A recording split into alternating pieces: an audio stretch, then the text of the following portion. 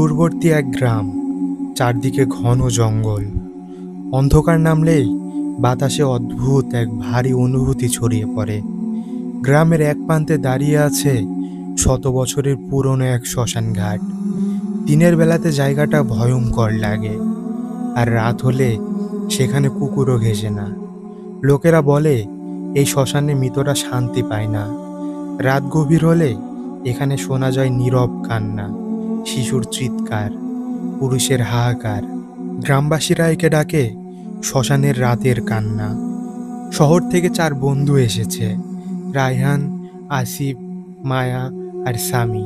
তাদের YouTube channel আছে যেখানে ভূতের গল্পের ভিডিও বানায়। এবার তারা সত্যিই কিছু রেকর্ড করতে চায়। গ্রামে পৌঁছে তারা শ্মশান সম্পর্কে জানতে চায়। এক বয়স্ক লোক হুঁশিয়ারি দিয়ে বলল, ওখানে যেও না বাবা, একবার গেলে আর ফেরার পথ নেই। রাত 12টার পর সেখানে শুরু হয় কান্না। জীবিত মানুষ সেই কান্না শুনলে আর বাঁচে না। কিন্তু আসিফ হাসল, সব কুসংস্কার, আমরা আজ রাত শ্মশানে কাটাবো। রাত 11টার দিকে তারা শ্মশানে পৌঁছালো।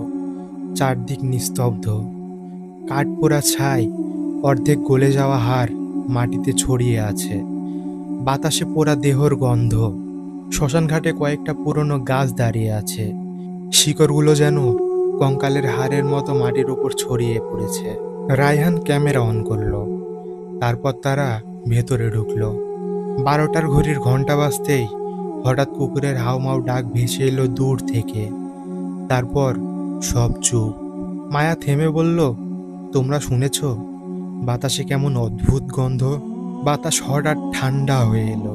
তারপর চারপাশে যেন কেউ হাঁটছে, অথচ দেখা যাচ্ছে না। হঠাৎ স্বামী ফিসফিস করে বলল, ওই দিকে দেখো। শ্মশানের এক কোণে ধোঁয়ার ভেতরে দাঁড়িয়ে আছে এক নীরব ছায়া। লম্বা চুল, মুখ ঢেকে রেখেছে। সে ধীরে ধীরে কাঁদছে। স্বামী ভয়ে চিৎকার করে দৌড় দিল। রায়হান ক্যামেরা তাক করে ধরল।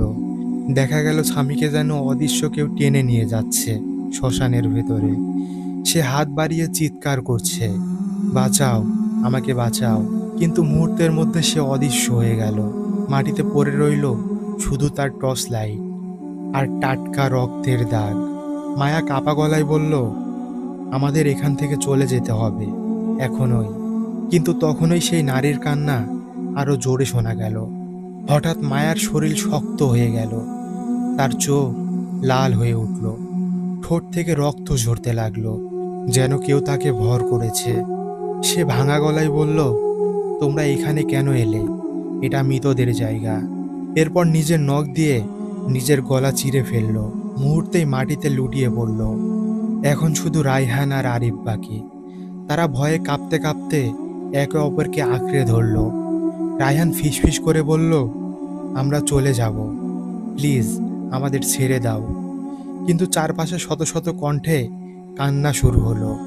শ্মশান জুড়ে প্রতিধ্বনি হচ্ছিল, শিশুর কান্না, নারীর হাহাকার, পুরুষের আর্তনাদ। হঠাৎ আগুন জ্বলে উঠল চিতাঘরে। আগুনের ভেতরে দেখা গেল পোড়া মুখ, ছিন্ন দেহ, হাড়গোড়। তারা সবাই হাত বাড়িয়ে ডাকছে। এক পোড়া দেহ হঠাৎ আরিফকে জাপটে ধরল। আরিফ চিৎকার করতে লাগলো, আমাকে ছেড়ে দাও। তারপর মুহূর্তে আগুনের ভিতরে টেনে নিল। তার শরীরের গন্ধ ভেসে এলো বাতাসে। এখন শুধু রায়হান বেঁচে আছে। সে ক্যামেরা হাতে দৌড়াচ্ছে। ভিডিওতে স্পষ্ট শোনা যাচ্ছে কান্না, চিৎকার আর হাড়গোড়ের শব্দ। হঠাৎ সে হোঁচট খেয়ে পড়ল। সামনে দাঁড়িয়ে আছে সেই নারী, মুখ নেই, শুধু কালো ফাঁকা গর্ত। সে ধীরে ধীরে বলল, আমাদের কান্না কেউ শোনে না, তুই শুনবি? তারপর হাত বাড়িয়ে রায়হানের চোখ উপড়ে নিল।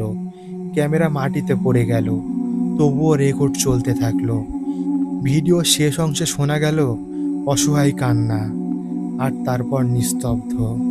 পরদিন গ্রামবাসী শ্মশানের ধারে রায়হানের ক্যামেরা পেল, কিন্তু 4 বন্ধুর কেউ আর ফিরে আসেনি। ভিডিওতে শোনা গেল সেই ভয়ঙ্কর কান্না। আজও মাঝরাতে শ্মশান ঘাটে গেলে শোনা যায় নারীর দীর্ঘশ্বাস, শিশুর চিৎকার আর শত শত মৃত আত্মার হাহাকার। শ্মশানে রাতের কান্না এখনো থামেনি।